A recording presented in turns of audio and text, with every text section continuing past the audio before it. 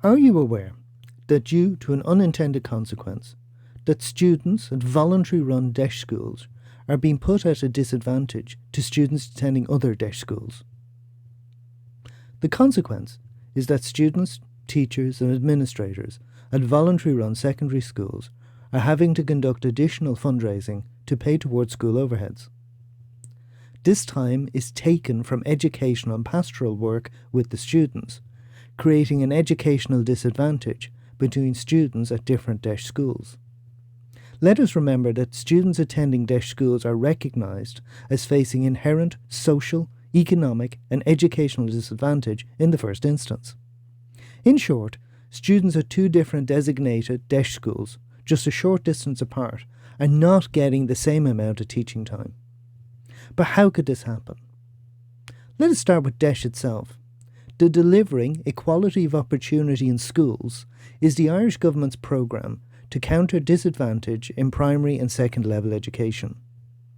The empirical evidence indicates that the programme has demonstrated success in improving standards in designated schools. So why build in a two-tier system in a programme aimed at achieving equality of opportunity? Unfortunately, not by accident. When DEIS was initiated in 2005, the Department of Education wanted more influence over the running of the schools than the boards of management were willing to agree to.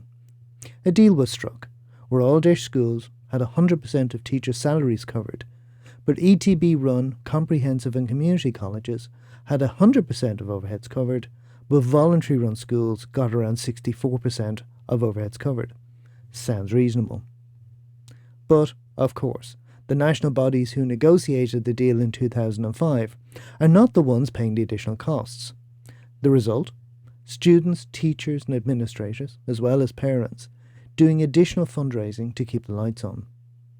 This is an issue that has been raised before, but no action has been taken. This is where Scoliosis and its past pupils union, Joey's Alumni, decided to take action. In order to address the issue, we first needed to quantify it.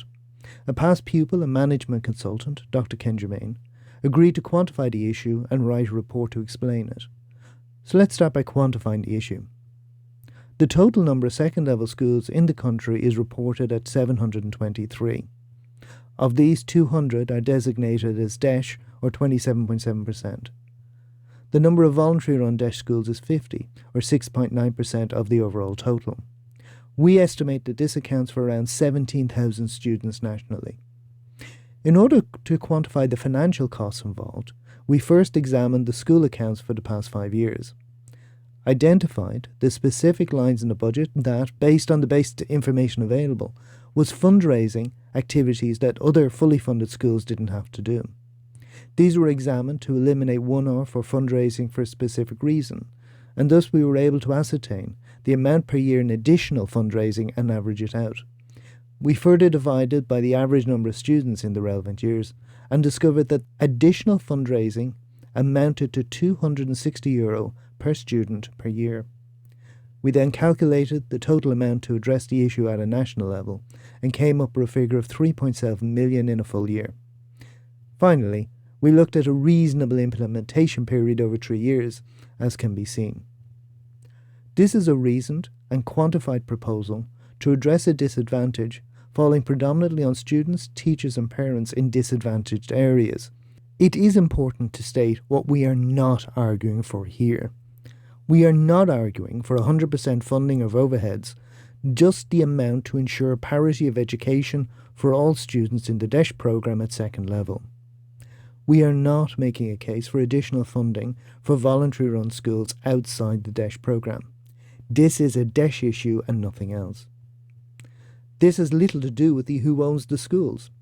Even though most schools involved were originally run by religious orders and now by trusts, if an Educate Together school became a DEIS-designated second-level school, they would be in the same boat. As pointed out earlier, the religious orders and trusts involved are not the ones paying the bills and doing the fundraising. The burden falls on the students, teachers and parents. A full copy of Dr. Germain's report can be requested by email to ken@germain.eu.com. Scoliosis and Joey's Alumni proffer this as a reasoned, quantified proposal to address an unintended disadvantage within the DEIS programme and would seek your support for this proposal. Please contact Sean Stack, Principal, Scoil Joseph, or Dr. Kendra Bain at the contact shown for more information. And thank you for your time.